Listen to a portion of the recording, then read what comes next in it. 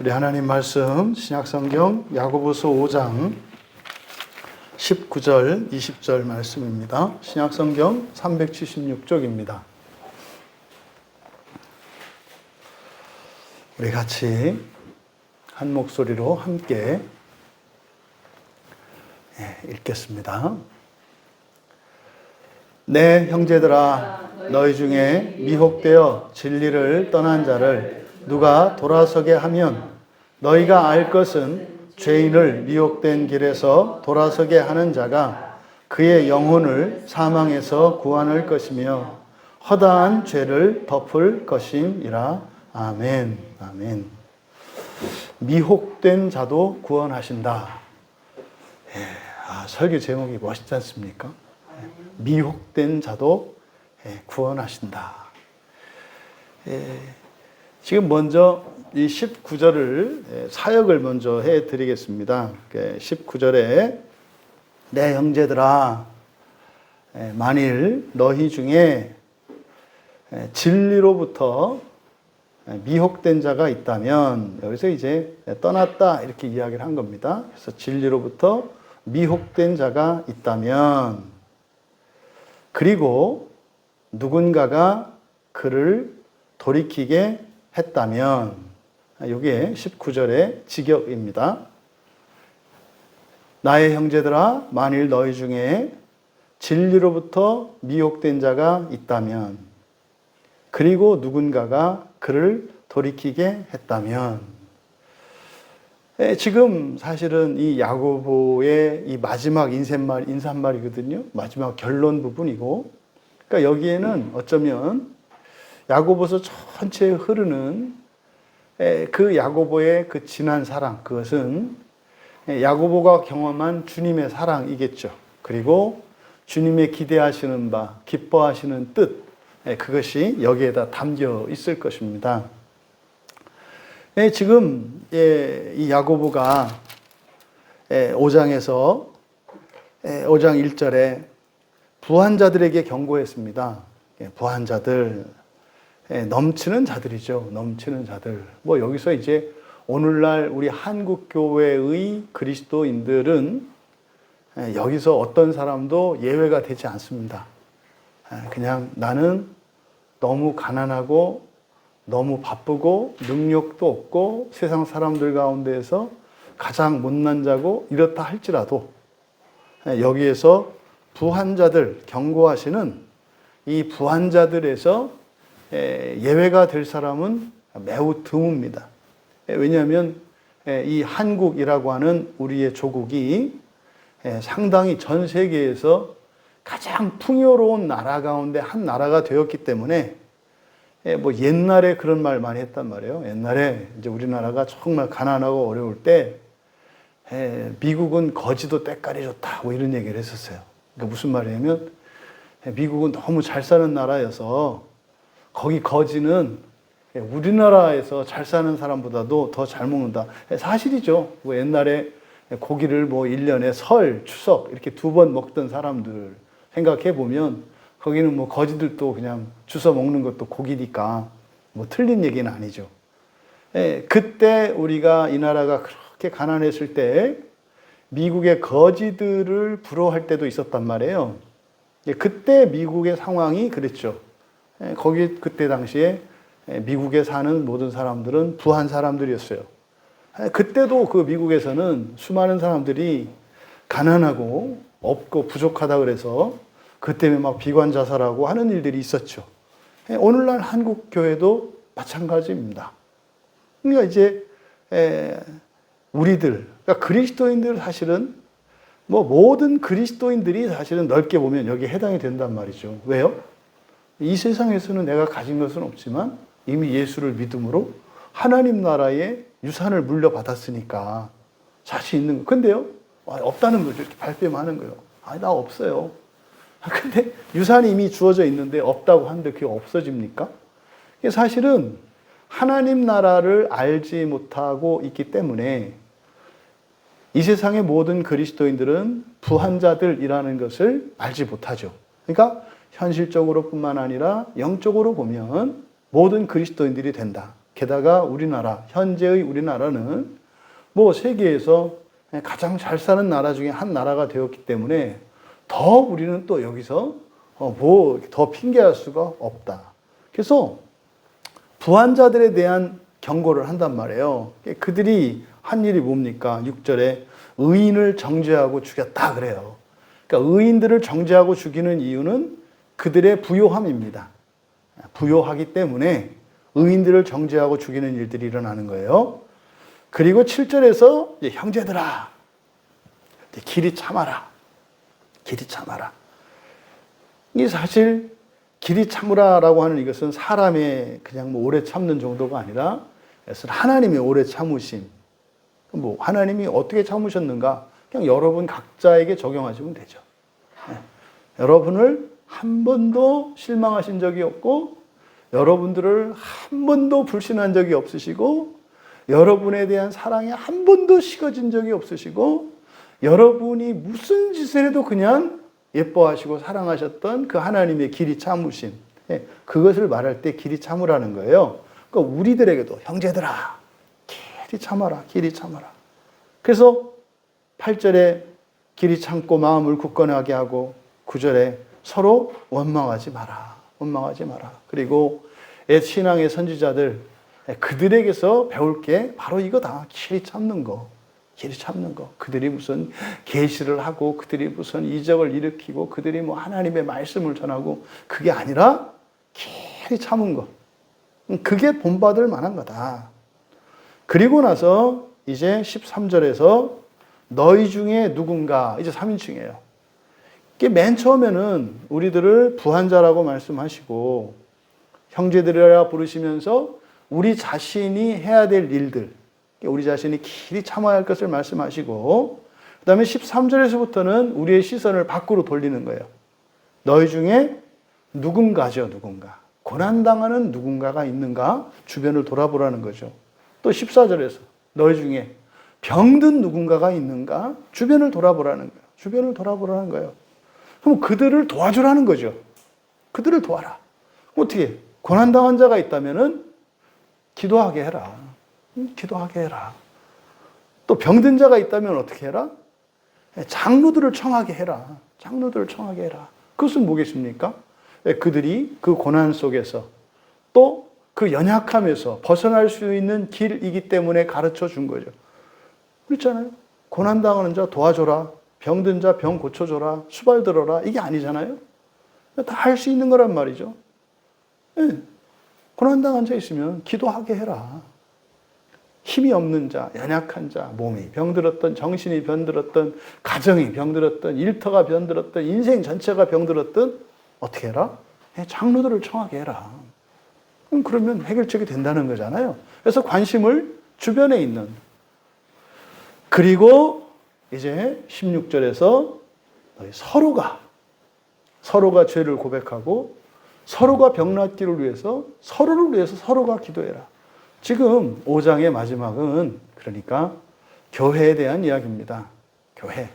그러니까 교회 전체를 향해서 공동체적으로 주시는 말씀인 것을 우리가 알 수 있어요. 이거면 된다는 거죠. 이거면 된다는 거죠.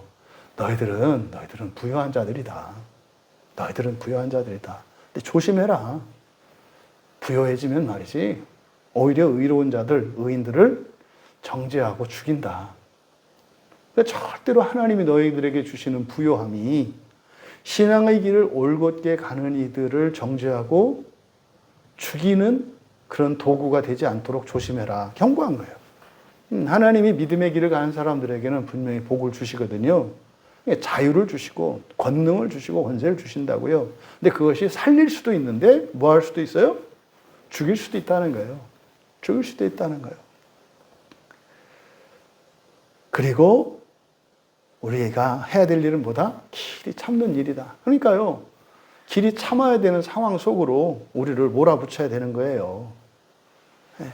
또 내가 길이 참아야 될 때 누군가가 나로 하여금 길이 참아야 되는 상황을 줄 때 그때는 우리가 상대방을 원망하고 미워하지 않을 수 없을 때거든요. 그러면요. 그래, 나를 길이 참게 해줘서 고맙다. 응? 그래.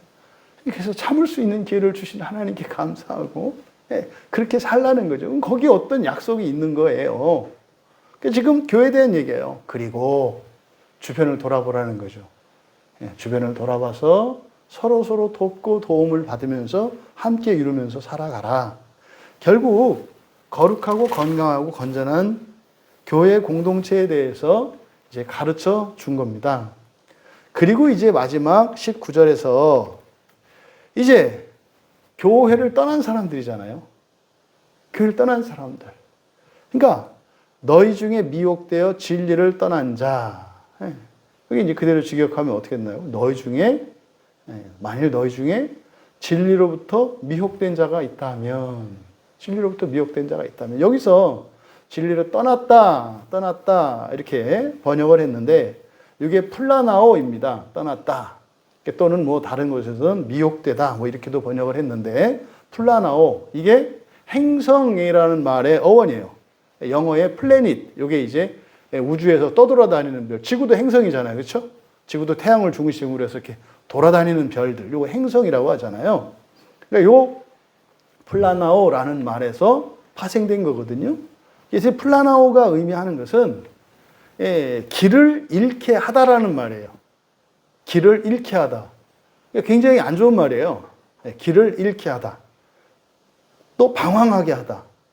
또 잘못 인도하다. 뭐 이런 의미거든요. 근데 그 길이 만약에 잘못된 길이라면 잘못된 길에서 벗어나게 하는 거니까 아주 좋은 일이겠네요. 그렇죠? 잘못된 길을 가는 사람에게 미혹시키면 그 잘못된 길을 떠나는 거니까 좋은 거야. 그때는. 그렇죠? 근데 여기서는 사실상 미혹되었다라고 하는 것은 진리로부터 떠나게 된 것을 말하는 거니까 진리로부터 미혹된 자, 그러니까 떠나게 된 사람이에요. 원래 이 플라나오는 미혹시킨다는 뜻이에요. 다른 사람들로 하여금 길을 잃게 만드는 것이 플라나오예요. 근데 여기는 이제 수동태니까 수동태 또는 중간태로 쓰이게 되면 자기가 자신을 길을 잃게 만드는 거지. 근데 여기서 이제 수동태니까 길을 잃게 된 사람이에요. 그러니까 길을 적극적으로 자기가 떠난 것이 아니라 당한 거라고요. 그러니까 원인이 어디에 있다는 거예요? 길을 잃게 되는 원인이 외부에 있다는 거예요. 외부에. 타인에 있던 시대정신에 있던 누군가에게 있던. 이게 사실은 첫째적으로 주는 게 그래서 이 가르치는 자리에 있는 이 목사들에게 하나님이 엄중한 경고를 한다고요. 이래서 진리를 잘못 가르치면 그것으로 인해서 교인들이, 신자들이 미혹되어서 길을 떠나게 돼요. 그래서 그거에 대해서는 무시무시할 경고, 그러니까 사탄에 준하는 엄중한 심판에 대한 경고가 있단 말이에요. 이 가르치는 자들에게는. 그래서 미혹되는 거예요. 교회를 다니다가 떠나고 또 예수를 믿었는데 어느 날 신앙을 부인하고 뭐 이교로 가거나 이것은 전부 미혹되었다라고 얘기를 하는 거예요. 미혹되었다. 사실은 그런 미혹의 주체는 누구겠어요? 사탄이거든요. 미혹의 주체는 사탄이에요. 근데 실질적인 원인이 되는 것은 사탄의 종으로 쓰임받는 누구이겠죠. 첫째로는 저와 같은 목회자들이 참 마음이 아프죠. 교인들로 하여금 진리의 길에서 떠나가게 하는 잘못된 그런 도구로, 악의 도구로 쓰임받을 수 있어요. 1차적으로는 이런 사람들이죠.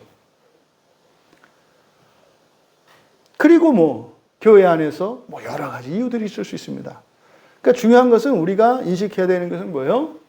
교회를 떠난 사람들은 능동적으로 적극적으로 떠난 게 아니라 뭐 한 거다? 수동적으로 당한 거다. 그러니까 그들에게 책임을 물으려고 하지 마라. 미혹된 사람은 어떤 사람들이다? 딱한 사람들이다. 이것을 수동태로 지금 나타내고 있어요. 형제들아, 만일 너희 중에 진리로부터 미혹된 자가 있다면. 그러니까 이 말씀 속에 있는 이 의미를 생각하셔야 한다. 그러니까 이것은 마치 주님께서 잃어버린 비유를 쓰셨었잖아요. 잃어버린 드라크마, 잃어버린 양, 또 잃어버린 아들에 대한 그 주님의 말씀이 생각이 나는 거예요. 그러면 되어 있다면 뒤에 우리가 읽지 않더라도 주님은 사실은 주님께서는 뭐라고 하셨어요? 잃어버린 자들이 있다면 어떻게 해라? 찾아가라고 하셨다고요. 찾아가라고. 그러니까 이제 예수님 동생인 야고보가 사실은 자기 아니겠어요? 예수님 당시에 야고보는 예수님을 주님으로 메시아로 인정하지도 않았을 뿐만 아니라 정신병이 있는 이제 이상한 좀 문제가 있는 형으로 생각했던 사람이에요. 그러니까 자기 자신이 사실은 미혹됐던 자죠. 자기 자신이 미혹됐던 사람이에요. 오히려 형님을 그리스도이신 예수님을 그저 육체의 형 정도로 알고 좀 뛰어난 능력은 있지만 정말 신성을 모독하는 이런 사람으로 알았던 자신이잖아요. 그러면 이것은 어쩌면 자기 자신에 대한 이야기일 수도 있어요. 지금 야고보서 편지를 쓰고 있는데 누군가가 그럴 거예요. 야고보한테 오늘날 야고보 같은 사람이 목사가 됐다고 칩시다. 그래서 이렇게 설교를 하는 거죠. 그랬을 때 누군가가 돌을 던질 수 있잖아요. 아니, 자기는 옛날에 더하고 우리들한테 이래라 저래라 선생질이야. 이 얘기하지 않겠어요? 그 얘기 들을 준비 되어 있겠죠. 근데 지금 사실 바로 이 미혹되었다라고 하는 이것, 길을 떠나게 되었다고 하는 이것, 이 수동으로 나타내는 이것, 이것이 참된 진리의 길을 가지 못하는 모든 사람들은 옳고 그르고 이런 잣대로 보지 말고 1차적으로 뭐 해라? 당했다는 것을 잊지 마라. 당했다는 걸 잊지 마라. 그래서 미혹된 자가 있다면, 근데 사실 이제 여기다가 약간 뉘앙스를 이제 사실은 그냥 완전히 당하는 건 없어. 그래서 이제 여기에 이제 조건절을 거의 불가능을 나타내는 조건 접수사 애한을 쓴다고요. 근데 말하는 취지는 그거예요. 그래도 어쨌든 그건 당한 거야. 자기가 이렇게 따라가지 않으면 그렇게 되는 건 아니지만 어쨌든 당한 거야. 이 얘기를 한 거예요. 그런 사람이 있다면 이런 거죠. 여러분, 또 두 번째로 너희 중에 미혹된 자죠. 그렇죠? 너희 중에 미혹된 자죠. 근데 맨 앞에서 뭐라고 그랬어요? 나의 형제들아 그랬잖아요. 그럼 너희들은 누구예요? 나의 형제들이잖아요. 나의 형제들아 이렇게 말했잖아요. 그러면 미혹된 자들도 나의 형제들이죠. 당한 것이고요. 미혹되었어도 먼저 그들은 우리의 형제라는 것을 잊지 마라. 오늘날 한번 우리들의 그 신앙 생활을 돌아보십시오. 미혹된 게 아니라 교회만 옮겨도 적이 되는 시대거든요. 그렇지 않아요? 우리 교회도 그런 일로 인해서 정말 가슴이 찢기고 마음 아팠고 고통당했던 분들이 있죠. 그 전혀 성경과는 너무나 다른 거예요. 그러니까 여기서 미혹됐다라고 하는 것은 단지 이렇게 교회를 옮기고 이런 게 아니에요. 갑자기 여기 교회를 떠나서 저 무슨 이단 사이비로 가거나 아니면 다른 종교로 가거나 하는 것을 말하는 거라고요. 근데요, 그렇다 하더라도 그들이 누구인 걸 잊지 마라? 형제인 걸 잊지 마라. 아니, 여러분 가족 가운데서 누군가가 좀 사고를 치고 한다 그래서 그 사람이 가족이 아닌 게 아니잖아요. 근데 우리들 지금 그리스도인들에게, 우리 한국 이 시대의 그리스도인들에게 심각하게 빠져 있는 게 하나님에 의해서 우리가 한 가족이 되었다는 것을 자꾸 잊어버려요. 그걸 자꾸 잊어버려요. 그러니까 자꾸 대립과 이 경쟁과 심지어는 대결 구도로 가잖아요. 볼까요? 얼마만큼 이 교회가 미련하고 어리석고 무모하냐면, 뭐 죄송합니다만, 제가 이제 신앙의 선배들의 좋은 점은 우리가 따르고 배워야 합니다. 근데 그대로 따라서 하려고 하면 안 돼요. 왜냐하면 어떤 사람이라 하더라도 아무리 위대하고 사람들에게 존경받을 만한 탁월한 사람들이라 할지라도 모든 사람들에게는 독약이 있어요.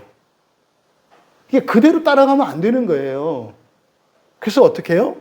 신앙의 선배들이 우리에게 물려준 좋은 신앙의 유산들을 그대로 따르려고 하지 말고 그것을 뛰어넘으려고 해야 된다고요. 뛰어넘으려고 해야 되고, 또 그들이 가지고 있었던 약점과 문제점들을 보완하고 그런 것들은 없애려고 노력을 해야 된단 말이에요. 채우든지 말이죠. 이게 기본적인 자세거든요. 그래서 예수 그리스도 이외에 그 어떤 사람의 이름으로 모이는 모임 자체는 악해요. 악하다는 게 하면 안 된다는 의미가 아니라 그 결과는 어떻다? 의도하지 않았던 해를 끼치게 되는 일이 일어난다 이 말이에요. 그래서 우리 장로교회의 시조는 칼빈 아닙니까? 칼빈을 따라가면 안 되는 거예요. 칼빈은 한 걸음을 내디딘 거고요. 그러면 칼빈이 가지 못했던 다음 걸음을 걸어가야 하는 거예요. 근데 자꾸 칼빈을 따라서 하려고 그래요. 심지어 종교개혁의 가장 종교개혁자로 사람들에게 알려진 게 루터 아닙니까? 말씀드렸죠. 루터가 처음은 아니라고 사실은. 그냥 사람들한테 인기를 얻었을 뿐이에요. 그냥.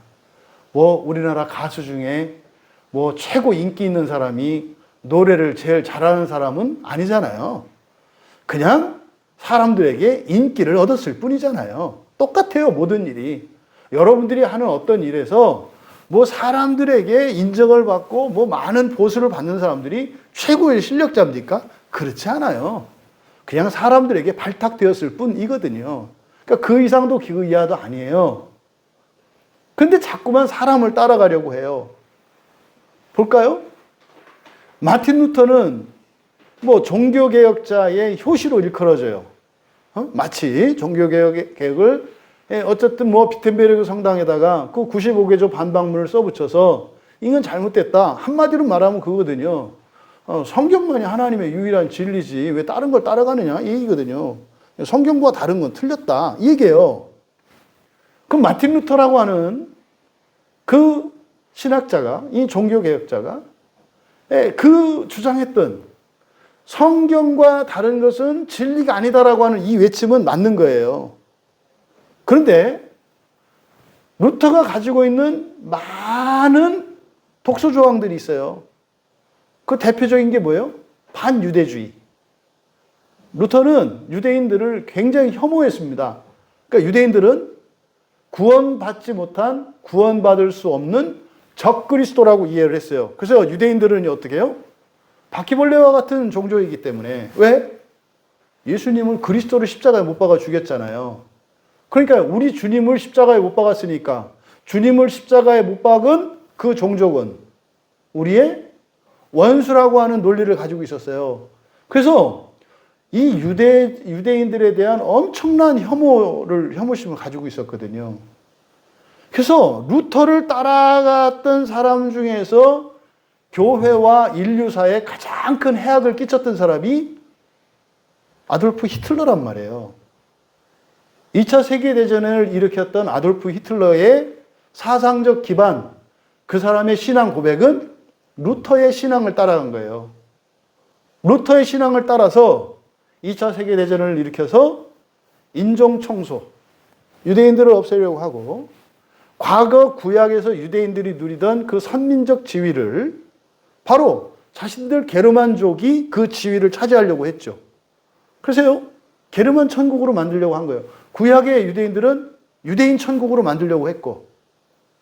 그러니까 이게 지금 종교개혁자 루터의 그 공헌과 그 탁월함과 위대함은 분명히 있습니다만 그와 함께 엄격한 잘못된 것을 엄격히 우리가 구분해야 된다고 얘기를 하는 거예요. 루터가 잘못했다는 게 아니에요. 사람을 따라가면 안 된다는 걸 얘기한 거예요. 그러면 우리 장로교의 효신 칼빈을 볼까요? 칼빈의 신학을 따랐던 사람들이 세운 나라가 아메리카 미국이라는 곳이에요. 이 개신교 종교개혁의 후예가 아메리카 대륙으로 건너갔어요.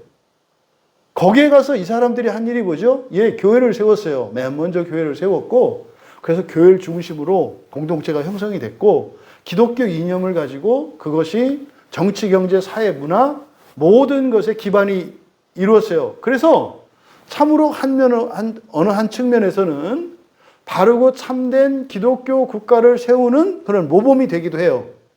근데 그거 뒤집으면 어떻게 되죠? 그 나라에 살고 있던 인디안들을, 이 원주민들을 무자비하게 학살한 사람들이에요. 그 일이 지금도 계속돼요. 중간중간에 저 중동 국가들이나 또 뭐 과거에 유명했던 이 월남 베트남 전쟁에 참여해서 그렇게 공산주의자들을 뭐 어마무시할 정도로 죽이고 하는 이런 일들이 바로 칼빈이 가지고 있는 그 신학사상에 뿌리를 두고 있어요. 이 얘기를 말씀드린 건 뭡니까? 사람의 생각 속에는 항상 뭐가 있다? 악이 내재되어 있다는 걸 잊으면 안 돼요. 그래서 기독교에서는 모본으로 삼아야 되는 유일한 한 분은 오직 예수 그리스도세요. 그리고 우리가 절대적으로 배우고 따라야 하는 것은 성경 이외에 다른 게 없어요. 근데 사람들은 자꾸만 사람들을 따라가려고 해요. 이게 이제 신학이 학문이 되다 보니까 자꾸 선생을 따라가요. 예수님을 따라가는 게 아니라 선생을 따라가다 보니까 계속 갈리고 나뉘고 이렇게 이제 한단 말이에요. 여러분들은 오직 예수 그리스도, 오직 성경 이외에는 우리가 따라야 할 대상도 없고 우리가 듣고 배워야 할 그런 진리가 없다는 사실을 늘 잊지 마셔야 해요. 제가 여러분 목사로서 여러분에게 설교하고 여러분들에게 무엇을 합니다. 저에게서는 눈꼽만큼도 무엇인가를 여러분들에게 본이 될 만한 거 찾으려고 하시면 안 돼요. 목표를 오직 예수 그리스도를 두셔야 돼요. 만약에 저를 목표로 두시면 언젠간 여러분들이 실망하시게 될 거고, 왜요? 여러분들은 다 저보다 뛰어난 점들이 다 있거든요. 저야 이제 그거 표시 안 나게 하려고 맨날 성경 갖고 하니까 불공정한 게임이잖아요. 자기는 맨날 신학 공부하고 자기 맨날 성경 보고 하면서 그거 갖고 여러분하고 비교하자면 돼요? 내가 어린이집 그 뭘 알겠냐고. 일지도 하나 못 쓸 텐데. 그러니까 내가 이제 그런 얘기 나오면 딱 돌리잖아. 그래서 내가 잘하는 거로만 하잖아요. 이게 전체적으로 드러나면 자랑할 게 없다 이 말이죠. 왜 이 말씀을 드리냐면 여러분, 사실 이 야고보가 이 야고보서를 시작을 하면서 미혹되지 말 것에 대해서 앞에서 경고를 했어요. 1장에서 시작할 때 미혹되지 마라. 미혹되지 마라. 그리고 지금 끝날 때 뭐에 대한 얘기를 해요? 미혹된 거에 대해서 얘기를 한다고요. 그러면 여기서 지금 미혹된 자라 하더라도 그들이 누구라는 걸 잊지 마라. 형제라는 걸 잊지 마라. 형제라는, 제발 좀 잊지 마라. 그러니까 퍽하면 끊어내려고 하지 말고 2단, 3단 막 제발. 지금 이 한국교회에서 지금 심각한 병이 그거예요. 그러니까 집에서도 막 갈라내잖아요. 집에서도. 그러니까 지금 야고보의 마지막 말씀에 19절 첫 구절에 담겨 있는 거, 미혹은 스스로 떠난 게 아니라 뭐 한 거다? 당한 거다. 잊지 마라. 불쌍하다. 도움이 필요한 자들이다. 그 다음에 떠났다 할지라도 그들은 누구다? 우리의 형제라는 것을 잊지 마라. 그러니까 예수님이 마태복음 18장에서도 그 한 마리 길 잃은 양에 대해서 오히려 우리 안에 있는 99마리의 양보다 더 귀하다 이렇게 말씀을 하잖아요. 이걸 여러분들이 기억하셔야 돼요. 또 마태복음 22장 29절에 보면 이게 이제 부활에 대한 얘기거든요. 부활에, 그 유명한 부활에 대한 얘기. 한 형제의 아내가 형이 죽어서 동생의 아내가 되고 그 동생이 죽어서 또 아내가 되고 아내를 나중에 누구 아닙니까? 그럴 때 그때 예수님이 그렇게 말씀한단 말이에요. 아니, 니들이 참 부활에 대해서 모르는구나. 성경에 대해서 참 모르는구나. 그때 이제 우리말 성경은 정확하게 번역이 안 되어 있습니다만 성경도 하나님의 능력도 모르는 것에서 벗어나라. 여기서 이제 플라나오라는 말이 거기 있어요. 그러니까 모르는 것에서 무지에서 벗어나라. 무지에서 벗어나라. 이건 오늘날도 뭐 여러분 주변에 있는 분들 가운데 부활에 대해 아는 분들이 거의 없어요. 정말로 거의 없어요. 예. 뭐 오늘도 이게 좀 어떤 탁월한 그 선생님을 만나서 이제 강의를 이렇게 이제 쭉 들었는데 참 뭐 가슴이 설레고 너무 뛰고 그랬는데 끝에 가니까 후룩하고 연기처럼 사라져요. 결론이 이상해 가는 거예요. 왜요? 부활이 뭔지를 모르세요. 네? 세계적인 신학자인데 부활이 뭔지를 몰라요. 그리고요, 하나님의 나라가 뭔지를 몰라요. 지금 교회가 하나님 나라래요. 여기다 하나님 나라를 세워야 된대요. 그러니까 그게 완전히 틀린 말은 아닙니다만 하나님 나라의 예표로서 완전할 수 없는 하나님 나라의 모형을 세우는 거지 완전한 하나님 나라를 세우려고 하는 건 문제예요. 나중에 이제 끝에 가보니까 이분이 이제 뭐 이상하게 흘러가지고 이제 뭐 해방신학과 뭐 이렇게 아주 현실 참여를 이렇게 딱 결론이 맺어지는 거예요. 그렇게 탁월한 분이. 야, 이렇게 공부를 많이 하고 이렇게 많이 알면 진짜 막 그 웅장한 종말에 대한 이걸 이렇게 드러낼 수 있겠구만. 그럴 줄 알았는데 끝에 가니까 어이없는 말을 하는 게 진짜 일자 무식인 사람과 같이 돼서 갑자기 머리 띠두르고 정의롭게 살아야 되고 법을 지켜야 되고 뭐 결국에는 다시 이렇게 땅으로 떨어지는 이게 무지거든요, 무지. 그러니까 이게 얼마나 하나님 나라를 아는 일이 얼마나 어려운 일이고 이것이 얼마나 특별한 것인가를 다시 한번 깨닫게 됐어요. 야, 그러니까 우리 교회 주신 은혜가 이게 되게 특별한 은혜구나. 자랑 삼을 건 아니고 감사할 일이죠. 굉장히 감사해야 되는 거구나. 이거를 다시 한번 느끼게 됐거든요. 그러니까 예수님께서 당시에 그 종교 지도자들에게 하셨던 그 말씀이 오늘날도 다르지 않은 거예요. 2000년이 지났는데도. 너무 몰라. 이 모른다고 하는 얘기가 뭐예요? 오해한다는 거예요. 그 참뜻을 모른다는 거예요. 박사들인데 왜 모르겠어요? 또 예수님께서도 세상의 종말에 대해서 예고하시면서 마태복음 24장에 4절과 14절에서 마지막에 예수님께서도 누군가 너희를 미혹하지 않도록 주의하라고 말씀하셨거든요. 그러니까 지금 야고보서의 말씀이 예수님의 말씀의 그 흐름을 따르고 있는 것을 우리가 알 수 있다. 그럼 구체적으로 예수님이 사람들이 어떻게 미혹하는지에 대해서 마태복음 24장에 4절에서 14절에 걸쳐서 쭉 얘기하거든요. 자칭 그리스도라고 하는 자들. 이게 뭐예요? 오늘날 자칭 그리스도라 하는 자들. 대표적인 게 교황이에요. 로마 천주교 교황. 자기가 길이요 진리라고 얘기하는 거. 자기가 말하면 성경이 없어도 성경과 똑같은 권위를 갖는다고 말하는 거. 그게 자칭 그리스도라 하는 사람들이에요. 그게 교황만 그럴까요? 개신교 교회도 마찬가지예요. 네, 개신교 교회도 나만 절대적으로 옳다고 하면 그게 자칭 그리스도라고 하는 거예요. 우리 교회만 옳다. 내가 해석한 이 성경 해석한 이 해석만 옳다. 이게 자칭 그리스도라고 하는 거예요.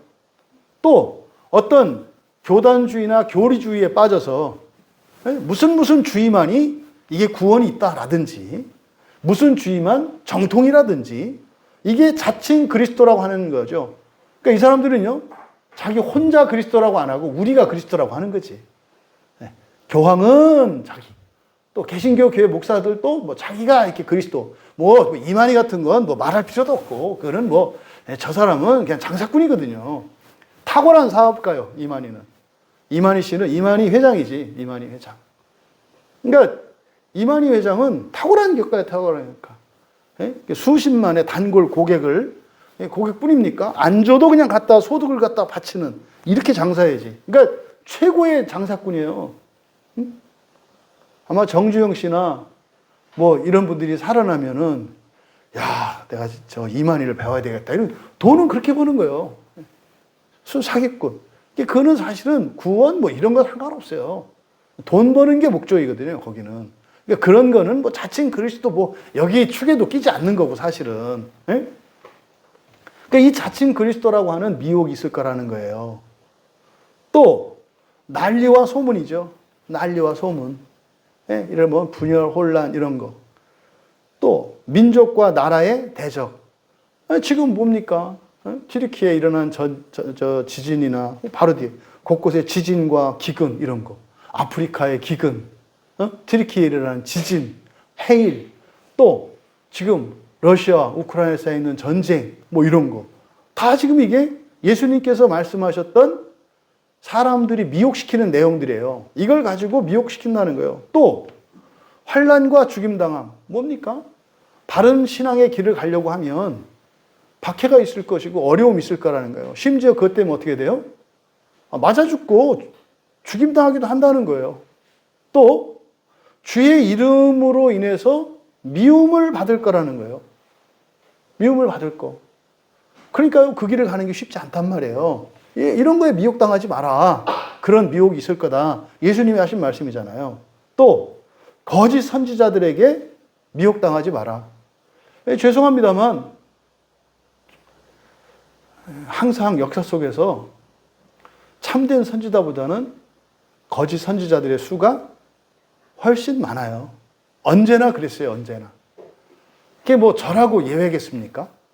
저도 성경 이외에 다른 것을 말하기 시작하면 저도 거짓 선지자가 돼요. 아직까지는 아니에요.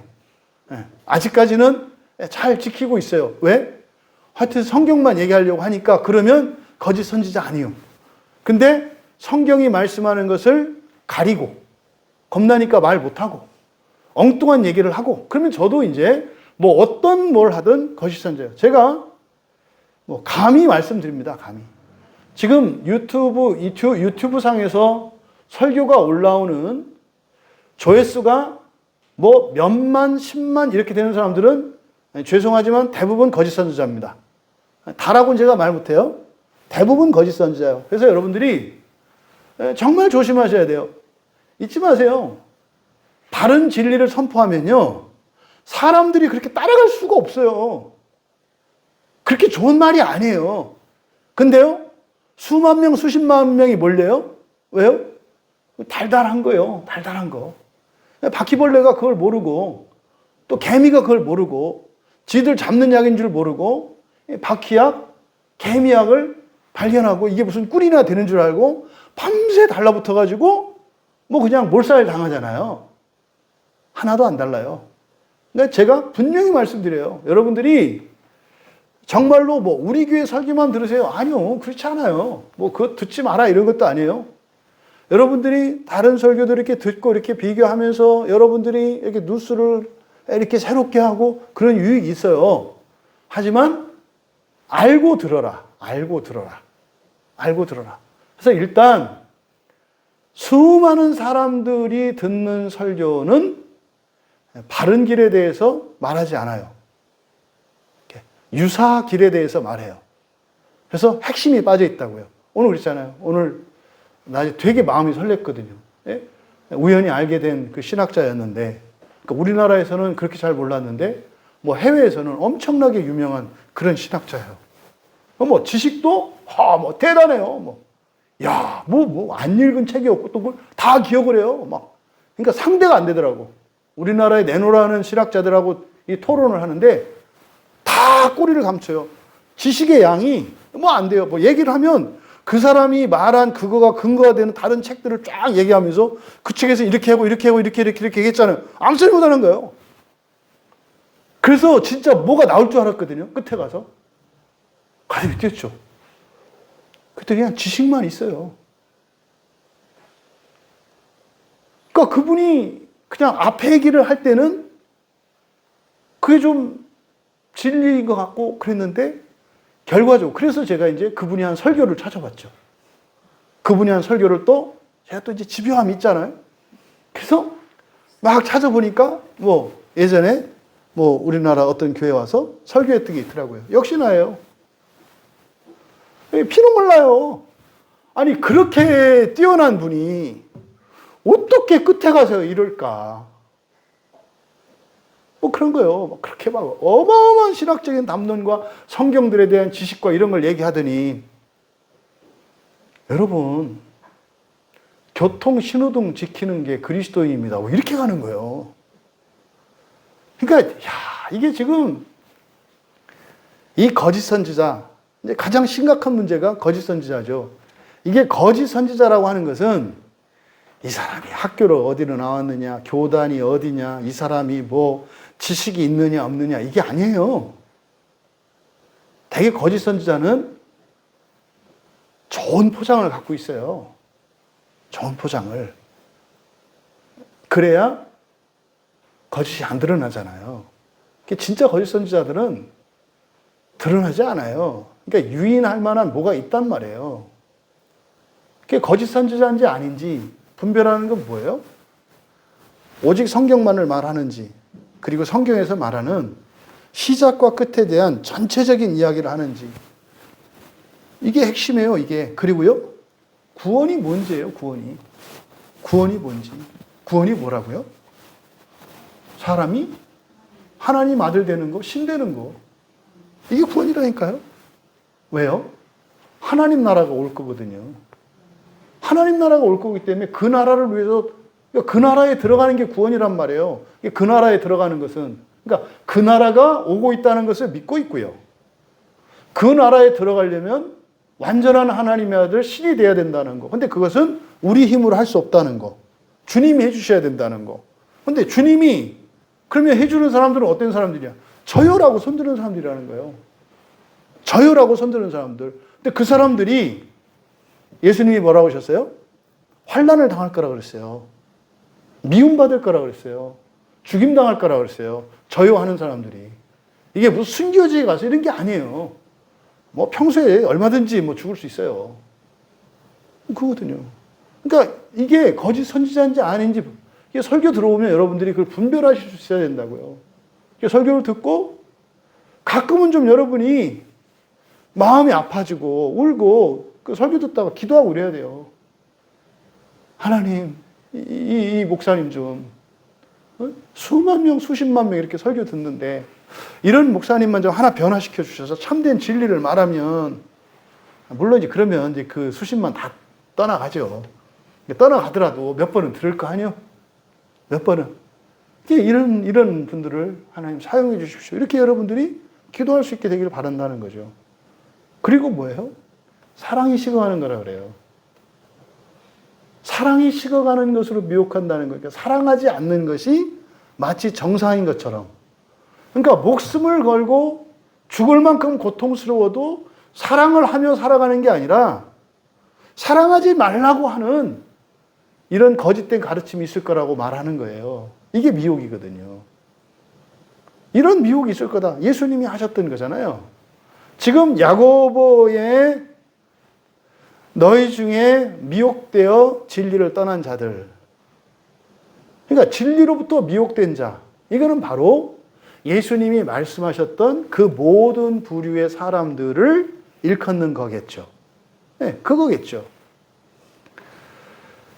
바로 바울 사도는 이 미혹된 자를 고린도전서 6장 9절에서 불의한 사람이라고 해요. 불의한 사람. 의롭지 못하다라는 거잖아요. 의롭지 못하다. 그러면 불의한 사람, 하나님 나라를 유업으로 받지 못한다. 이렇게 얘기를 하거든요. 그러니까 불의한 자는 하나님의 나라를 유업으로 받을 수 없다. 이거를 직접적으로 풀어서 설명하면 어떻게 돼요? 불의한 자는 죽어서 지옥을 거쳐야 한다는 얘기거든요. 불의한 자는 죽어서 지옥에 가죠. 불신자가 아니라 예수를 믿지 않는 자가 아니라 물론 예수를 믿지 않는 자는 불의할 수밖에 없어요. 근데 예수를 믿지 않는 것은요 미혹된 자란 말이에요. 모르는 거예요. 모르는 거. 근데 1차적으로 성경의 관심은 누굽니까? 교회 안에 있는 사람들이에요. 믿은 사람들을 대상으로 한다고요. 그러니까 바울 사도께서 불의한 자는 하나님의 나라를 유업을 받지 못한다 그랬어요. 그런데 이 고린도전서 6장의 문맥에서 말하는 이 불의한 자, 이건 지금 야고보가 말씀하는 바로 진리로부터 미혹된 자죠. 그러니까 진리로부터 떠난 자들이에요. 이걸 이제 바울 사도는 불의한 자라고 말하는 거거든요. 고린도전서 6장에서는요, 이게 누구냐면요, 이 불의한 자, 진리로부터 떠난 자, 이 미혹된 자가 누구냐면 형제를 고발하는 사람이에요. 형제를 고발한다는 게 뭐 법정에만 고발하는 게 아니라 어떤 이해관계나 또 일상생활 속에서 옳고 그름, 또 이익과 손해의 문제로 인해서 형제간에 분쟁을 일으키는 사람을 말해요. 형제간의 우애보다, 가족관계보다 다른 것을 더 우선시하는 사람. 이거 안 돌려주면 나 형 동생 안 할 거야. 뭐 이런 걸 말하는 거예요. 부모 자식 간에, 부부 간에, 형제 자매 간에 이런 사람들을 불의한 사람들이라 그래요. 그러니까 이 사람들이 미혹된 사람들. 하나님 나라를 유업으로 받지 못한다.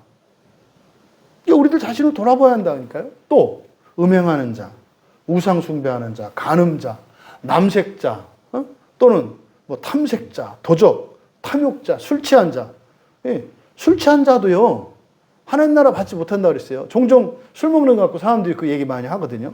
성경에 술 먹지 말라고 돼 있나요? 아니요. 그러니까 술 그렇게 먹으면 어떻게 된다고 말돼 있죠. 술에 인이 박히고, 술 안 먹으면 못 견디고, 그러니까 안 먹을 수 없는 사람이죠. 그게 술 취한 자거든요. 안 먹을 수 없는 사람. 그러니까 술 먹는 걸 말하는 게 아니에요. 술을 안 먹을 수 없는 사람. 그런 사람들은요, 하나님 나라 유업 받지 못한다니까요.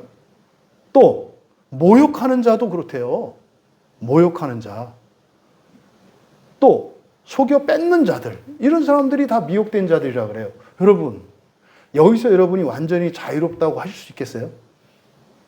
그러니까 여기서 지금 미혹되어서 진리로부터 미혹된 자, 그러니까 진리를 떠난 사람이라고 하는 게 단지 교회에 나오지 않고 있는 사람들만을 의미하는 것은 아니라는 걸 알겠죠.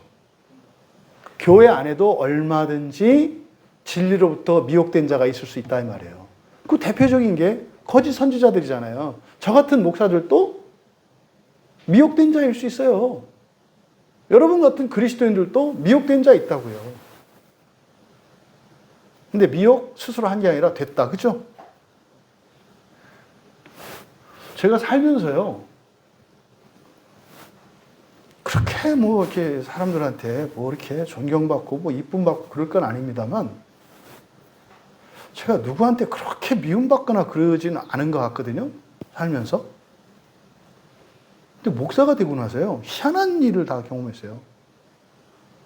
저를 한번 만난 적도 없고 알지도 못하는 사람이 나를 미워해요. 아니, 왜 날 미워하죠? 나를 알지도 못하는 사람이? 일면식도 없는 사람이 나를 미워한대요. 그래서 왜 미워하냐고. 근데 말도 하지 말래요. 야, 어떻게 이런 일이 일어날까? 근데 이 사람들이 누구냐? 그리스도인들이거든요. 근데 이제 야고보는 그런 거예요. 야, 김찬재 목사야.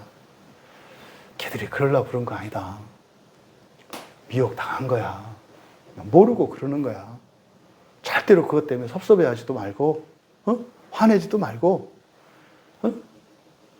불쌍히 여기고 기도해라. 뭐 이러는 거죠, 지금 야고보가. 그러니까 얼마든지 이 교회 안에나 교회 안에도 미혹된 자가 있다는 거예요. 그런데 뭐라 그랬습니까? 너희 중에 진리로부터 미혹된 자가 있다면, 이런 이제 뭐 많은 이제 이 서신서들 안에 이러한 죄의 항목들이나 다 이제 미혹된 자들이거든요. 있다면, 그리고 누군가가 그를 돌이키게 했다면, 여기서 돌이키게 하다 에피스트레포 회개죠. 그럼 돌이키게 했다면, 그럼 여러분 지금 야고보가 앞에서부터 이야기한 게 뭐였습니까? 신앙생활 똑바로 해라. 대충 이렇게 해가지고 하나님에 들어간다는 생각하지 마라. 죽을 힘을 다해서 이 세상의 모든 걸 다 버리고서라도 나는 첫째 부활에 참여하겠다. 이런 마음 결단하고 살아라. 뭐 이렇게 굉장히 강한 어조로 말씀했단 말이에요.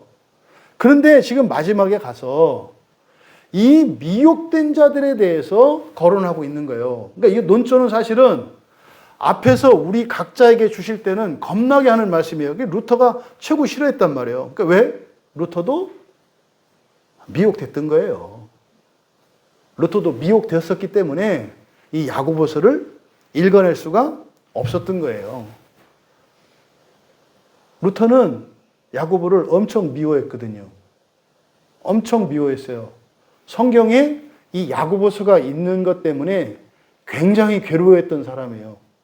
그러니까 야고보를 얼마나 미워했겠어요. 어떻게 이따우가 성경 안에 있어? 그러니까요. 자기가 성경을 이렇게 찢어낼 수는 없고.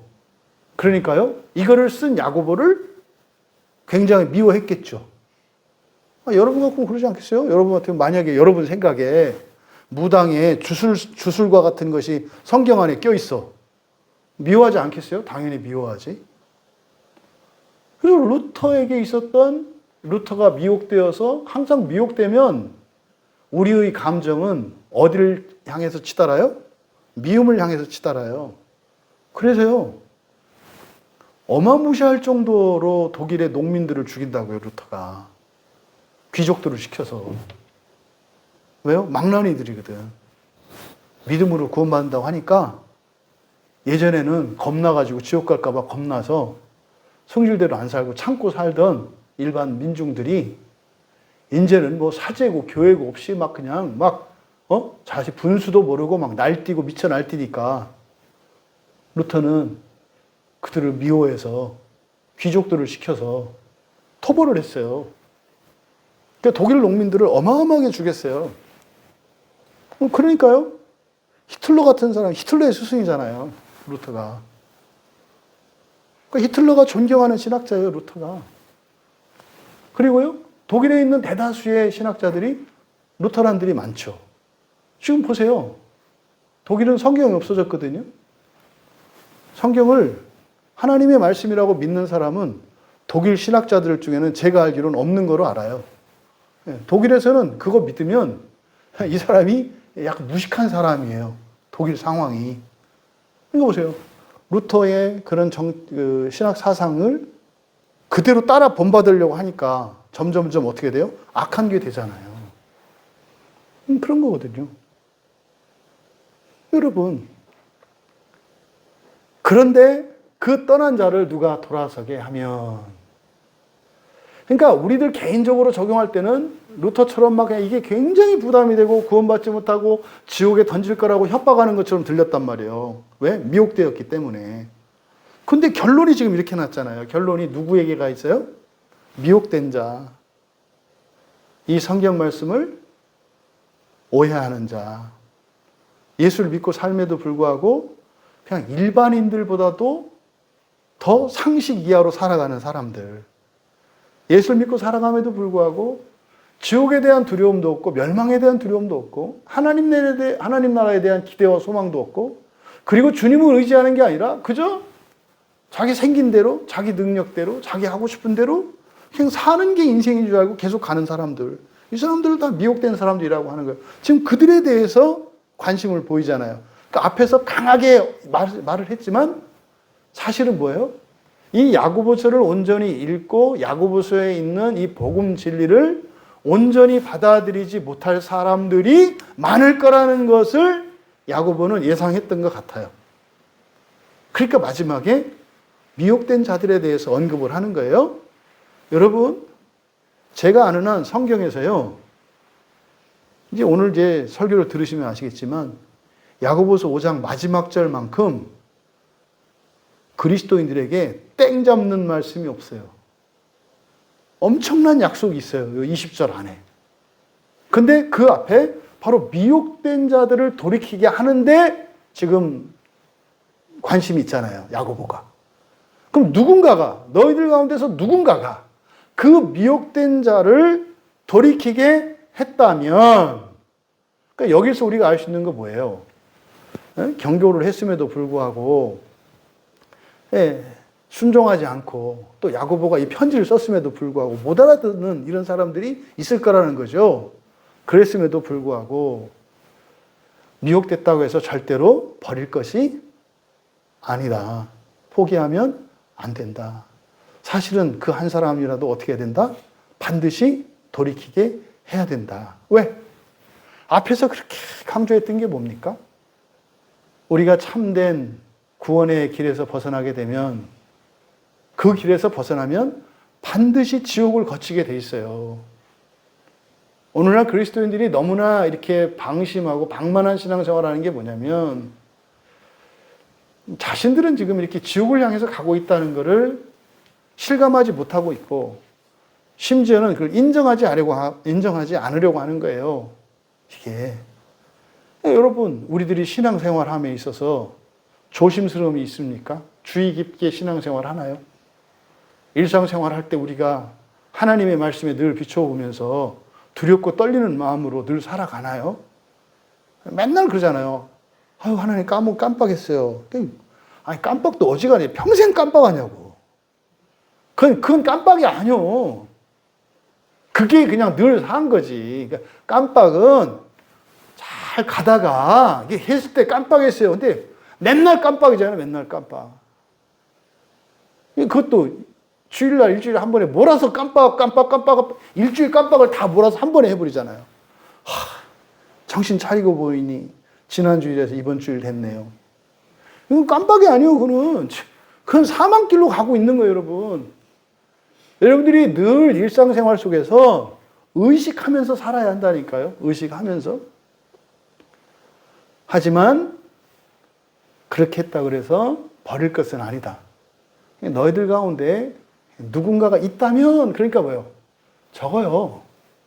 예수님이 말씀하신 좁은 문으로 가는 사람들, 왜 길이 협착하다 그랬어요? 왜 길이 좁고 협착하다 그랬어요? 가기 어려워서 좁고 협착한 게 아니라 뭐요? 가는 사람이 없어서 산의 숲길에 여러분 이렇게 풀이 나 있는데 길이 나 있는 데는 어디예요? 사람들이 많이 간대요. 근데 길이 있더라도 새 길이 생겨서 새 길로 가면 그 길은요, 이제 몇 년 지나면 어떻게 돼요? 점점 흔적이 없어져요. 그러니까 정말 그 첫째 부활, 하나님 나라를 향해서 즉시 들어갈 사람들이 가는 그 길이 좁고 협착하다는 게 무슨 막 그 함정이 있어가지고 위에서 막 폭탄 터지고 이런 게 아니라 가는 사람이 없기 때문에 협착한 거예요. 그랬잖아요. 하여튼 우리 교회가 사람이 많지 않은 것은 어느 한편에서는 참 다행스러운 거다. 다행스러운 거다. 많이 모이는 것보다는 적게 모이는 것이, 그러니까 이게 절대적인 기준은 아니에요. 우리 교회가요, 뭐 그렇게 되지 않겠습니다만은 갑자기 수백 명, 수천 명이 막 와요. 근데 이런 일이 교회의 역사 속에 일어나요. 어느 한순간에요, 사람들이 막 몰려들 때가 있어요. 지금 그 세종시에 있는 우리 그 형제님, 그 교회도 우리 교회하고 교회 생긴 연수가 그렇게 얼마 차이 안 나거든요. 거의 같은 때가 생겼거든요. 거의 지금 뭐 몇천 명 돼요. 우리하고 비슷할 때 시작했는데. 근데 그 세종시가 원래 교회 안 되기로 유명한 데였거든요. 임대료도 비싸고. 그래서 오면던 그 교회 목사도 원래 그쪽으로 가려다가 임대료 비싸고 그래서 못 갔거든요. 근데 거의 그러는 거예요. 어느 한순간에 확 하고 몰려드는 거예요, 사람들이. 제가 부교육자였던 교회도 그랬어요. 이쪽으로 이사 오고 나가지고 그냥 막 밀려드니까 뭐 신방도 뭣도 정신없고요. 그러니까 일꾼도 뭣도 정신없어요. 뭐 구역장 아무나 그냥 뭐 했던 사람도 오라. 왜냐면 사람이 너무 많아지니까 갑자기 훅 하면. 이게 경고등이거든요. 이게 경고등이에요. 정말 조심해야 돼요. 그럼 여러분, 그래서 미혹된 자를 구원하는 것, 혹시 누구라도 있다면 이거예요.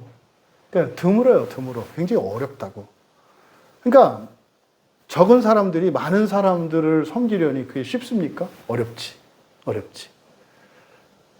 근데 어쨌든 누군가가 그를 돌이키게 했다면, 그러니까 지금 여기서 말씀하고자 하는 의도, 미혹됐다 하더라도 절대로 포기할 수 없다. 그런데 미혹된 사람들이 너무 많다. 그래서 그 사람들을 돌이키게 하는 일은 무지하게 어렵다. 그러니까 그 일을 하고자 하는 사람도 굉장히 적을 것이다. 그렇게 하려고 해도 그렇게 되는 일은 매우 드물 것이다. 이런 뉘앙스가 19절 안에 들어가 있어요. 근데 여기서 우리가 기죽을 필요가 없어요. 왜? 20절의 내용을 보면 그래? 이렇게 힘을 나는 거예요. 20절의 내용이. 에이, 20절 보니까 너희가 할 것은 죄인을 미혹된 길에서 돌아서게 하는 자가 그의 영혼을 사망에서 구원할 것이며 허다한 죄를 덮을 것이나. 이거는 완전히 꽝이에요, 이 번역은. 여러분, 뭐 20절 요 내용 읽으니까 막 가슴이 설레고 벅차고 그러세요? 다 이해될 만 하지 않아요? 그렇지. 뭐 돌이키게 했으면 뭐 구원 받은 거지. 그잖아요? 여러분, 루터도 이 야고보서를 이를 갈면서 싫어하고, 이거 태워버리고 싶은 성경책이라 그랬고, 그 루터의 마음 속에 막 분노를 일으키게 했던 책의 결론이 그냥 누구나 읽으면은 끄덕끄덕끄덕 이렇게 끝났을까요? 그럴 리가 없죠.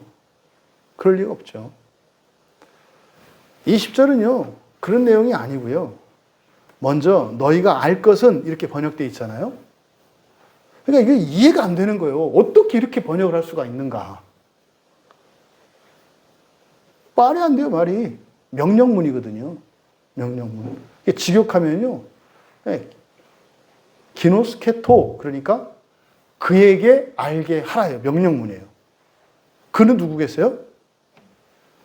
떠난 자를, 미혹된 자를 돌이킨 사람을 말한 거예요. 누군가가 미혹된 사람을 돌이키면 사실은 이게 뭐예요? 전도거든요. 진정한 전도. 전도에 대한 가장 좋은 설교 본문이 여기에요. 이 20절에 있는 약속이 어마무시한 약속이에요. 저도 이거 깜짝 놀랐어요. 우와. 근데 이때 전도는 그냥 교회 이렇게 판촉이 아니에요. 영업사원의 전도가 아니에요. 여기서 말하는 것은 뭐예요? 진리와 관계되어 있는 거예요. 진리와. 거짓된 진리에서 바른 진리로 돌이키게 하는 걸 말해요. 진정한 의미의 전도예요. 그러니까 여러분 중에 만약에 여러분 주변에 교회를 다니고 있고 예수를 믿어요. 근데 뭐 말도 안 되는 그런 신앙관을 가지고 있어요. 종말에 대해서 모르고 하나님 나라도 모르고 지옥도 모르고 뭐 자기는 교회 다니니까 지옥 안 가는 줄 알고 있어. 이 사람들에게 집사님은 지옥 가겠다라고 알려주는 분. 그래서 그 사람이 그 얘기를 듣고 나 지옥 가겠네? 이렇게 이게 돌이킨 거예요. 뭐야? 내 이대로 살다 죽었으면 나 지옥 갔다고? 큰일 날 뻔했다. 집사님 너무 고마워. 요 얘기를 해요. 요게 진리로부터 미혹된 자를 돌이키게 한 거예요. 이게 이런 거라고? 마음 기경 안 하면 안 된다고? 고난의 결단 안 하면 안 된다고? 이거를 깨닫게 하는 거예요. 그게 돌이킨 거예요.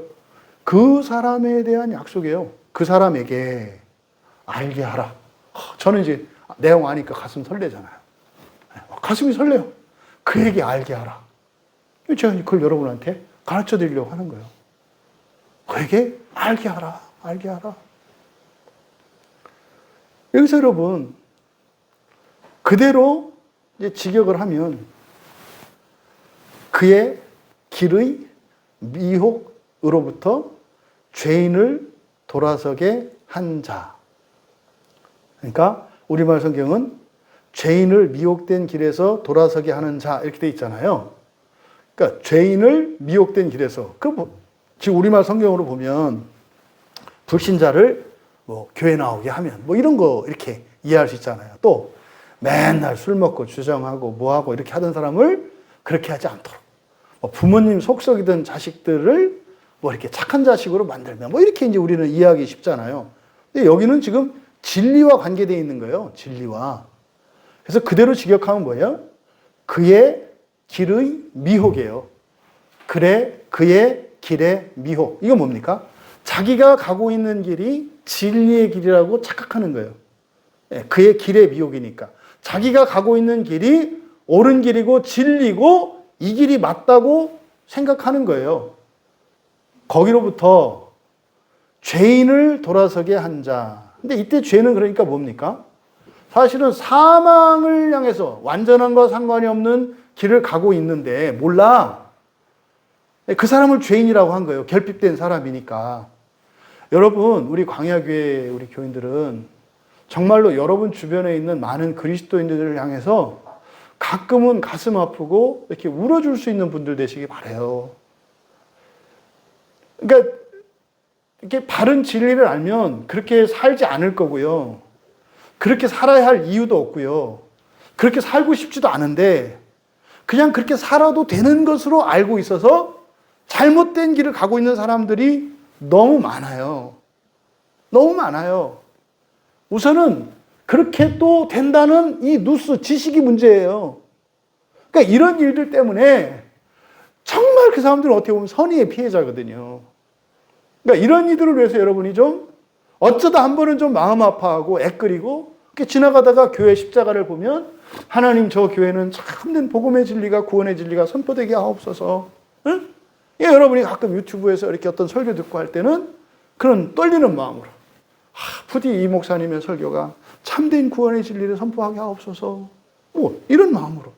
그러다가 아닐 때 마음 아파하고 기도할 수 있는 이런 신자들이 다 될 수 있기를 바라요. 바로 그 사람. 그러니까 그의 길의 미혹으로부터 그 죄인을 돌아서게 한 자는 이제 약속. 이게 이제 가슴 뛰게 하는 거예요. 거기 밑줄 치세요. 그의 영혼을 사망에서 구원할 것. 그래서 영혼이 푸시케입니다. 푸시케. 그러니까 목숨이에요. 목숨. 그의 목숨을 사망에서 구원할 것. 그럼 여러분, 첫 번째가 목숨에서 구원할 것. 두 번째가 허다한 죄를 덮을 것. 두 가지 약속이 있어요. 미혹된 자를 돌이켜서 바른 길로 가게 하는 자. 그러니까 참된 진리로 전도한 사람들에 대한 약속. 두 가지 약속. 첫 번째 뭐다? 그의 목숨을 사망에서 구원할 것. 이때 그는 전도된 미혹되었던 사람을 말하는 게 아니에요. 그는 누구예요? 전도한 사람을 말하는 거예요. 진리로부터 미혹된 사람을 돌이킨 사람. 지금 이 뒤는 상에 대한 얘기예요. 상, 약속. 근데 이 약속이 어마무시한 거다. 나는 이런 약속을 이렇게 노골적이고 분명한 약속을 이제 계시록 가면 볼 수 있는데 그 사람들은요. 주를 위해서 목배임을 당한 자들, 순교자들에게 있는 약속이 이게 지금 주어지고 있어요. 여기에. 그 첫 번째가 그의 목숨을 사망에서 구원할 것이며 여러분 목숨을 사망에서 구원한다는 게 무슨 말일까요? 그렇죠. 이때 사망은 둘째 사망을 말하겠죠.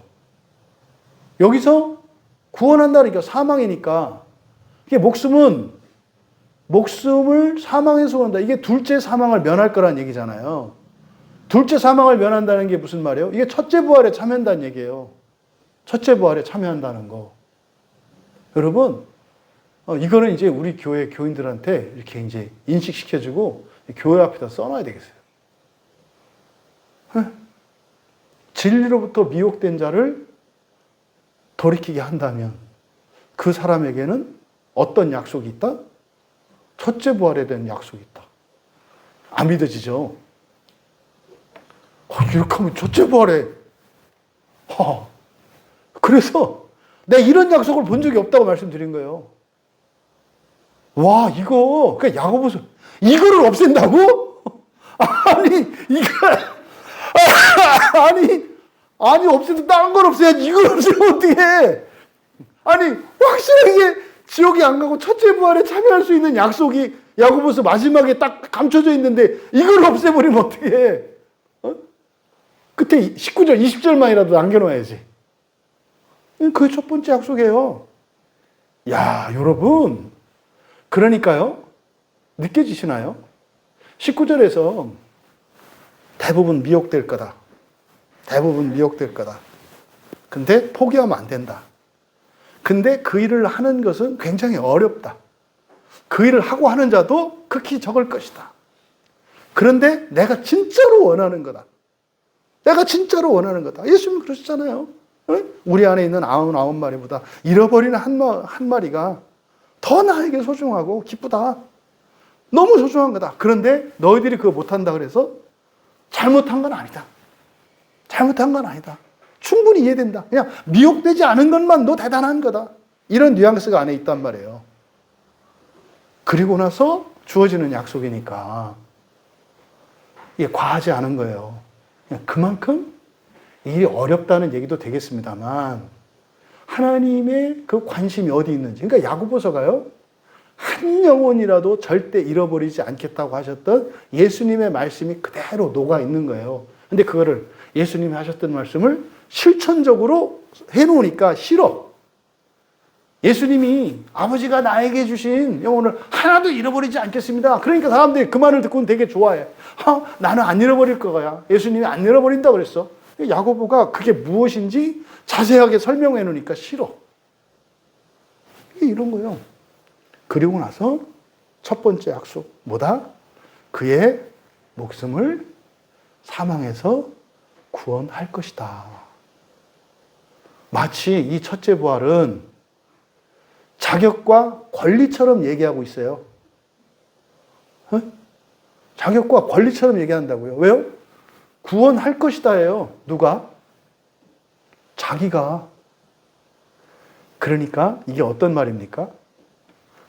한 사람을, 미혹된 한 사람을 돌이키면 한 생명을 살린 것과 똑같기 때문에 너는 똑같이 첫째 부활에 참여할 만한 권리를 갖게 된다고 얘기하고 없어요. 제가 아는 한. 이렇게 마치 권리처럼 이렇게 얘기하면 미혹된 자를 돌이키셔서 표를 받는 여러분들 되시기 바랍니다. 엄청난 약속이에요. 엄청난 약속. 두 번째 약속. 허다한 죄를 덮을 것이다. 야, 그러니까 이게 막 해석이 분분해요. 이게요, 종말관에 있어서 역사적 전천전설을 믿고 하나님 나라가 임하는 것과 신자라 할지라도 온전하지 않은 불의한 자들은 지옥에 간다는 것을 믿고 나야 이 본문이 의미하는 바를 알 수 있게 돼요. 그럼 여기서 허다한 죄를 덮을 것이다 이렇게 얘기를 했거든요. 여러분, 예수 그리스도께서 십자가에서 우리 죄를 다 사해 주셨는데 뭐 용서받을 죄가 또 있어요? 할 말 없죠? 예수님이 십자가에서 우리의 모든 죄를 사해 주셨어요? 안 사해 주셨어요? 사해 주셨잖아요. 그러니까 더 사함받을 죄가 있어요? 없어요? 없잖아요. 근데 여기서 허다한 죄를 덮어? 어차피 예수님이 해주셨는데 뭘 덮어? 그러니까 이해가 안 되는 거예요, 이게. 무슨 죄를 덮어? 이게 뭔 말이래? 이게 뭐, 여기서 말하는 허다한 죄는 뭘까요? 지옥과 관련된 거겠죠? 지옥과 관련된 거겠죠? 여기서 허다한이라고 하는 것이 수많은 이런 뜻이에요. 수많은. 플레토스니까 아주 많은, 수많은 죄들을 덮을 것이다. 뭐냐면 가릴 것이다. 이렇게 되는 거예요. 이게 무슨 말입니까? 자신들의 많은 죄들이 어떻게 될 것이다? 가려질 거라는 거예요. 내가 내 죄를, 우리가 우리 죄를 하나님 앞에서 덮을 수 있습니까? 불가능해요. 우리의 마음의 중심을 꿰뚫어 보시는데 어떻게 덮어요? 그게 덮어집니까? 근데 딱 하나죠. 예수 그리스도께서 우리를 덮어줄 수 있잖아요. 구원하는 거 주님이시고요. 죄를 덮어주시는 거 주님이거든요. 주님이 우리를 주님 안으로 받아들이셔서 우리가 주님 안에 있기 때문에 우리 죄가 안 보여요. 주님으로 인해서. 그런 거거든요. 근데 여기서는요, 자기가 자기 죄를 덮는다 그래요. 그러니까 이게 신학적으로는 해석이 될 수 없는 거예요. 바로 앞에서는 자기가 자신을 구원한다고 하지 않나? 이제는 자기가 자기 죄를, 그것도 수많은 죄를 덮는다 그래요. 엄청난 약속의 말씀이에요. 야고보서 5장 20절에 있는 이 약속의 말씀이 여러분들께 믿음으로 받아들여질 수 있기를 바랍니다. 근데 보세요. 이걸 역으로 생각해 보세요.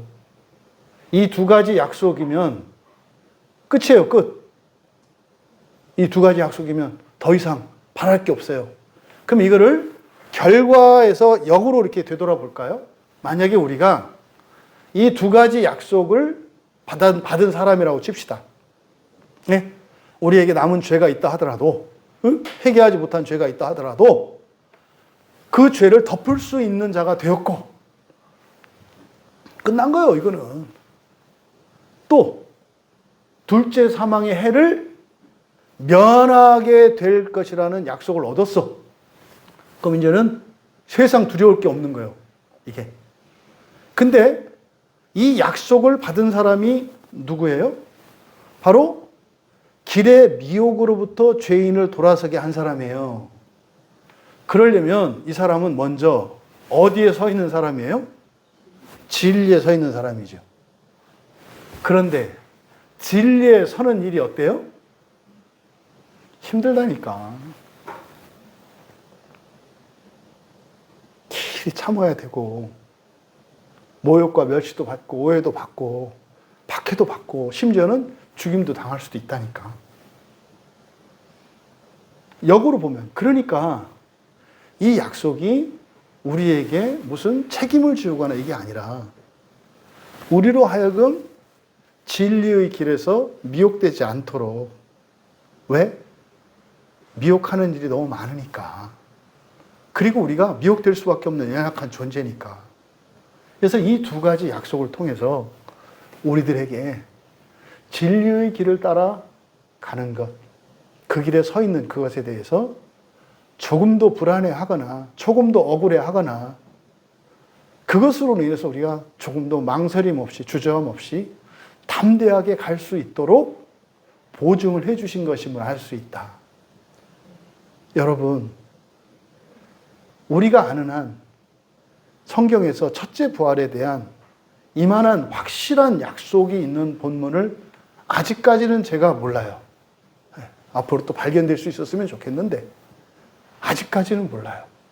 그래서 이 야고보서에서 이렇게 굉장히 세다 싶을 정도로 말씀하셨던 이런 내용들이 이렇게 자신 있게 야고보가 말씀했던 것은 이 결론이 있었기 때문이었구나.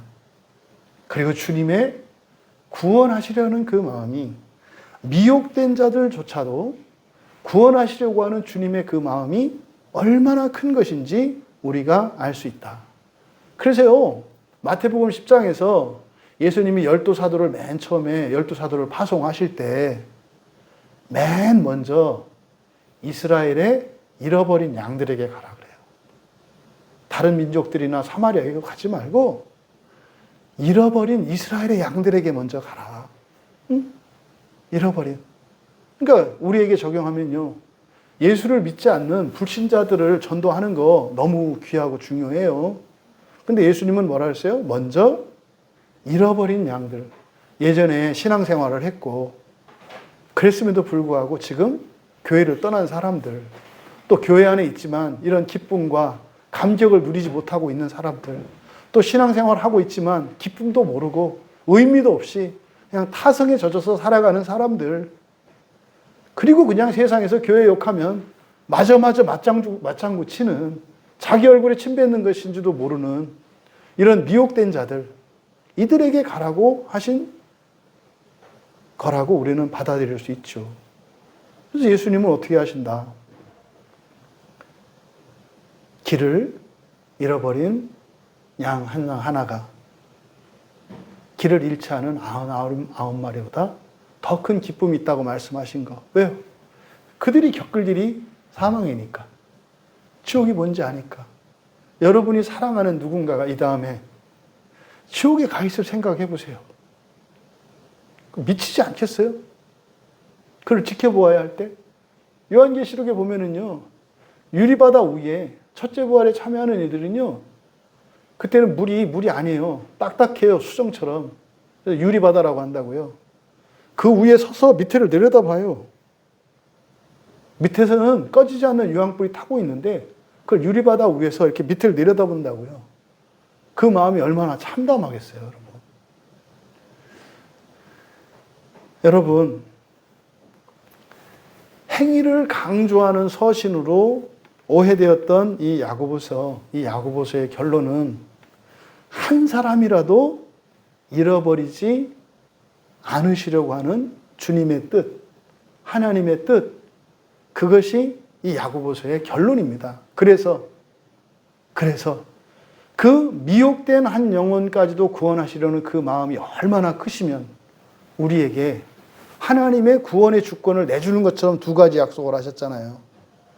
네가 너를 지옥에서 구원할 것이다. 그날 네가 너에게 많은 죄가 있을지라도 네가 네 죄를 덮을 수 있을 것이다. 여러분, 첫째 부활을 위해서 가장 좋은 구원을 위해서 살아가시는 우리 모두 되시기 바랍니다.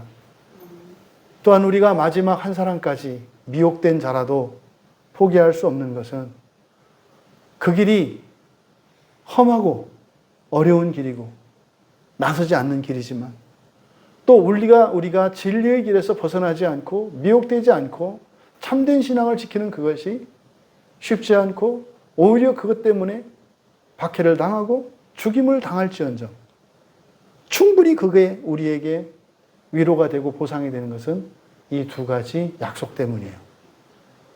지금까지 혹시 여러분 중에 첫째 부활에 대한 두려움이 있었다면 첫째 부활에 대한 확실한 방편으로 미혹된 자를 돌이키게 하는 이것이 실천적으로 구체적으로 우리에게 주어진 약속인 것을 믿으시고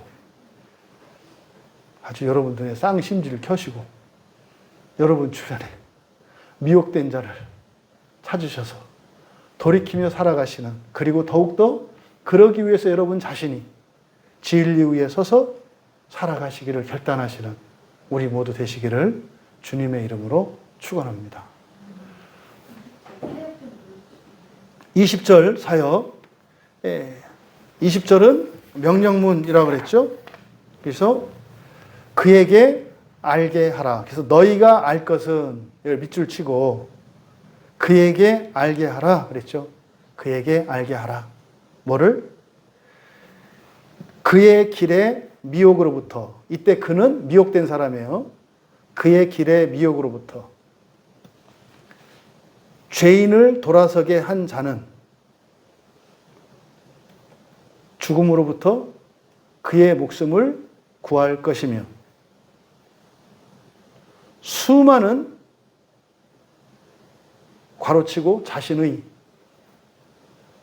죄를 가릴 것이다. 이게 20절의 사역입니다. 잠시 오늘은 기도의 날인데 야고보서 끝날이니까 잠깐 기도하고 잠깐 우리 한 10분, 15분이라도 야고보서에 대해서 좀 은혜를 나누는 시간 가졌으면 좋겠어요. 바쁘신 분은 가셔도 좋고 시간 되시는 분은 함께 좀 그동안 있었던 은혜도 나누는 그런 시간 되었으면 좋겠습니다. 잠시 우리 기도하겠습니다. 오늘 참으로 어떻게 보면요, 사막의 오아시스와 같은 그런 놀라운 하나님의 약속이 야고보서의 결론에 있었다고 하는 이 놀라운 사실, 또 여러분이 어떻게 알고 오늘 또 이렇게 많이 나오셔서 이렇게 참여하셨는지 참으로 복된 분들이시고 참 영적으로 살아있는 분들이시다 이 생각을 하게 돼요. 우리가 정말 오늘 주신 말씀의 이 약속의 소망을 따라서 하나님 참된 진리의 길에서 벗어나지 않게 하옵소서. 또 내 주변에 있는 미혹된 자들에 대하여 그동안 내가 가졌던 잘못된 생각들 우선 내가 회개하게 하시고 그들이 나의 한 형제요 지체인 것을 다시 한번 생각나게 해주시고 주님의 마음이 이 안에 있는 우리들도 사랑하시지만 이 안에 있지 못한 그들을 향하여 애끓이고 계시다고 하는 그 주님의 마음을 공감할 수 있도록 은혜를 주시옵소서.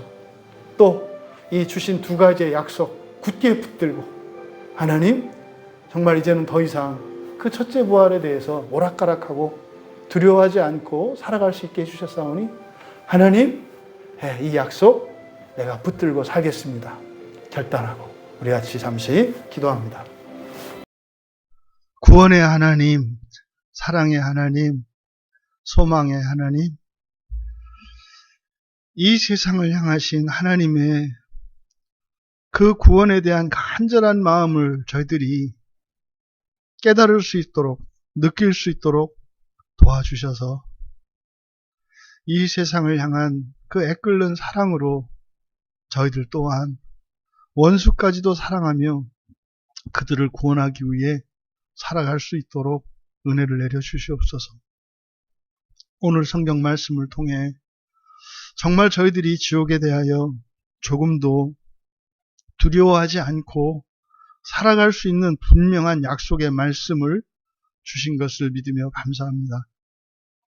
사랑하는 지체들의 인생이 결단하고 확전된 인생이 되게 하여 주시고 오직 진리를 따라 진리에서 벗어난 자들을 돌이키기 위하여 살아가는 거룩하고 복된 주의 자녀들 다 되게 하옵소서. 감사하며 예수님의 이름으로 기도하옵나이다.